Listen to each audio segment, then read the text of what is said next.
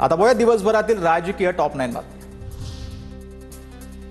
आम्ही ईडी सीबीआयला घाबरून पळून जाणारे डरपोक लोक नाही, आम्हाला स्वाभिमानाचा झटका आहे। शिंदेंनी केलेल्या 440 वोल्टच्या झटक्याच्या टीकेवरती राऊतांचा पलटवार। संजय राऊत भविष्य सांगणारा पोपट, उद्धव ठाकरेंनी हा पोपट पिंजऱ्यात बंद करावा। राऊतांनी आतापर्यंत काढलेल्या चिठ्ठ्या खोट्या निघालेल्या आहेत। शहाजी बापू पाटील यांची राऊतांवर टीका।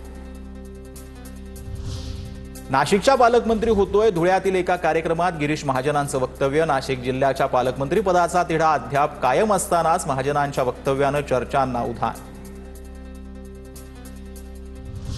तर 7 आमदार एकाच पक्षाचे असल्यास त्या पक्षाला पालकमंत्री पद मिळावं। जळगावमध्ये छगन भुजबळांचं वक्तव्य। नाशिकच्या पालकमंत्री पदासाठी भुजबळांचा आग्रह कायम।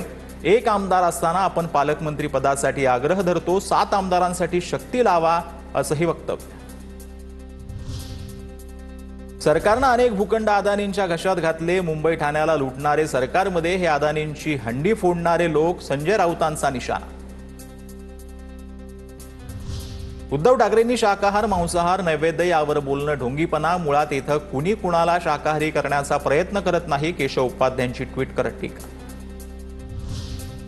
तुळजाभवानी मंदिराचा गाभारा आणि शिखर उतरवण्याचं षडयंत्र कुणाचं? खासदार ओमराजे निंबाळकरांकडून जुना व्हिडिओ पोस्ट करत आमदार राणा जगजितसिंह पाटलांवर निशाणा। जितेंद्र आव्हाडांच्या आंदोलनानंतर राणा जगजितसिंह पाटील यांची मंत्री आशिष शेलार यांना पत्र। क्रीडा खात्याचं बरं होतं, त्रास नव्हता, आता कृषी खात्यात त्रास घ्यावाच लागेल। दत्तात्रय भरणेंचं वक्तव्य। तर तो त्रास नाही, ती जबाबदारी आहे, वाद होईल असं लक्षात येताच भरणेंची सारवासार। रस्त्याची दुरावस्था झाल्यानं मुलं जे आहेत ते मंत्र्यांना भेटण्याचा आग्रह करत होते, मात्र इच्छा पूर्ण न केल्यानं मुलांनी चिखलफेक केली। दहिफळगावच्या सरपंचाचं स्पष्टीकरण। पक्का रस्ता नसल्यानं विद्यार्थ्यांनी सरपंचाच्या गाडीवर केली होती चिखलफेक।